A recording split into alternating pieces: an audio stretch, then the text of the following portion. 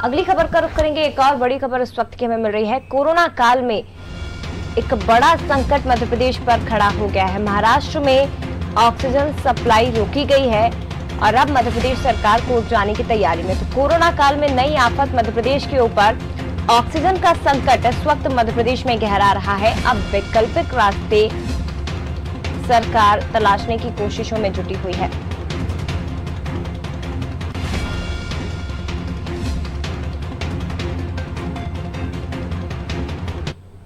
और चलिए सीधे रुक करेंगे, वैभव जी लगातार जुड़े हुए हैं। वैभव जी, कोरोना का संकट अभी तक खत्म नहीं हुआ है मध्य प्रदेश के साथ पूरे देश में, और एक नई समस्या, एक नया संकट इस वक्त मध्य प्रदेश के ऊपर मंडरा रहा है, ऑक्सीजन की कमी का। कैसे सरकार इससे निपटेगी, और ये भी समझना चाहेंगे कि आखिर महाराष्ट्र अपनी तरफ से क्या तर्क दे रहा है ऑक्सीजन की सप्लाई रोकने का।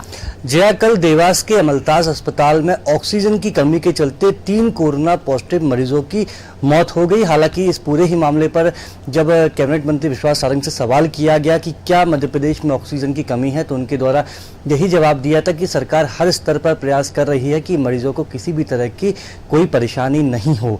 लेकिन जो महत्वपूर्ण बात है कि मध्य प्रदेश के जो अस्पताल हैं वहाँ पर ऑक्सीजन की कमी लगातार बढ़ती जा रही है। जो महाराष्ट्र से ऑक्सीजन की सप्लाई होती थी, वहाँ पर जो प्लांट लगे हुए थे, वहाँ से मध्य प्रदेश में ऑक्सीजन नहीं आ पा रही है। मध्य प्रदेश में जो ऑक्सीजन की सप्लाई होती है जब वो छत्तीसगढ़, गुजरात और महाराष्ट्र से होती है। हालांकि छत्तीसगढ़ और गुजरात से तो ऑक्सीजन की सप्लाई हो रही है, लेकिन कोरोना काल में जहां जुलाई में 40 टन ऑक्सीजन लग रही थी और जुलाई के बाद जो अगला महीना आया उसमें 90 टन ऑक्सीजन की मांग बढ़ गई थी। एक तरह से कह सकते हैं कि 50 टन ऑक्सीजन की मांग एक माह में बढ़ गई थी, तो बेहद महत्वपूर्ण हो गया था।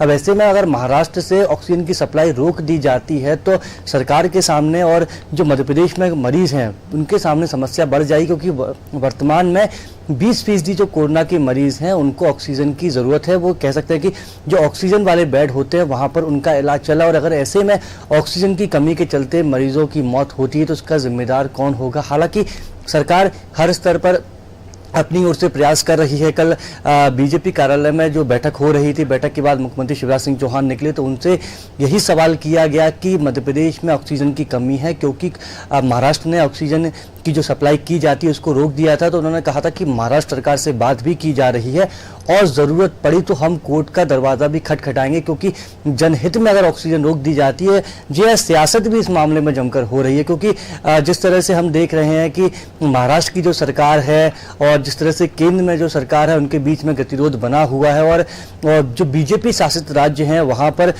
मदद नहीं हो पा रही है। तो बेहद महत्वपूर्ण रहेगा कि इस मामले में सियासत क्या होती है। हालांकि शिवराज सिंह चौहान कह रहे हैं कि महाराष्ट्र सरकार से हम लगातार बातचीत कर रहे हैं, कोर्ट जाने की बात भी की जा रही है, लेकिन अगर ऑक्सीजन की सप्लाई के चलते किसी मरीज की मौत होती है तो उसका जिम्मेदार कौन होगा। क्योंकि हम देख रहे हैं कि देवास के साथ ही मध्य प्रदेश के कई अन्य जिले भी हैं जहां के सरकारी अस्पतालों में, प्राइवेट अस्पतालों में ऑक्सीजन की कमी हो चुकी है, वहां पर ऑक्सीजन नहीं बचा, लेकिन अभी भी वहां पर कोरोना के संक्रमण से जो गंभीर रूप से जो मरीज भर्ती उनका इलाज चल रहा है। और कल भी जैसे मैंने पहले कहा कि देवास के अमलताज अस्पतालों में 3 कोरोना पॉजिटिव मरीजों की मौत हो गई। तो बेहद महत्वपूर्ण होता है कि सरकार जल्द से जल्द ऑक्सीजन की सप्लाई बहाल करने के लिए किस तरह के कदम उठाती है और महाराष्ट्र और मध्य प्रदेश के बीच में जो गतिरोध बना हुआ है उसे किस तरीके से खत्म करती है।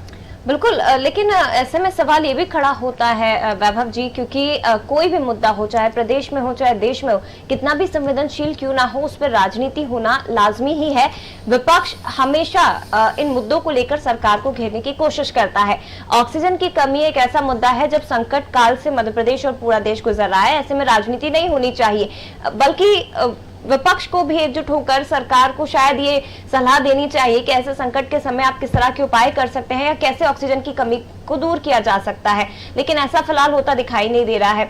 दूसरी तरफ सरकार की तरफ से, अधिकारियों की तरफ से इस संकट से उबरने के लिए किस तरह के कदम उठाए जा रहे हैं? क्या उद्योगों की मदद ली जा रही है इस पूरे मामले को सॉल्व करने में?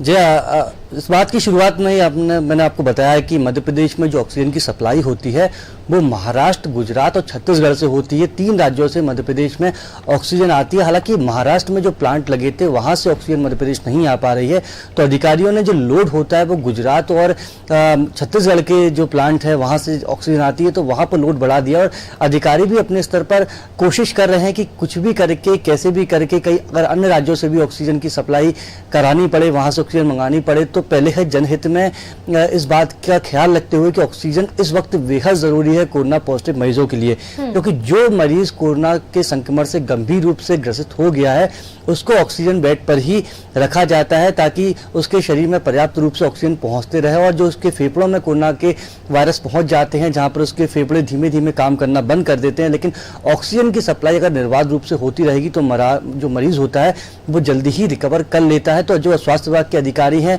वो दूसरे राज्यों की ओर अब बातचीत कर रहे हैं, दूसरे राज्यों के अधिकारियों से बातचीत कर रहे हैं, क्योंकि जिस तरीके से गुजरात और छत्तीसगढ़ से तो वर्तमान में ऑक्सीजन की सप्लाई हो ही रही है, तो अन्य वैकल्पिक रास्तों की तलाश की जा रही है ताकि अगर गुजरात के मामले में अगर कोर्ट का दरवाजा खटखटाना भी पड़े और ऑक्सीजन मिलने में कुछ दिन लग जाते हैं, तो अन्य वैकल्पिक रास्तों को अपनाकर मध्य प्रदेश में ऑक्सीजन की जो सप्लाई है उसको ठीक तरीके से किया जा सके ताकि मरीजों की जान पर किसी भी तरह का संकट ना आए।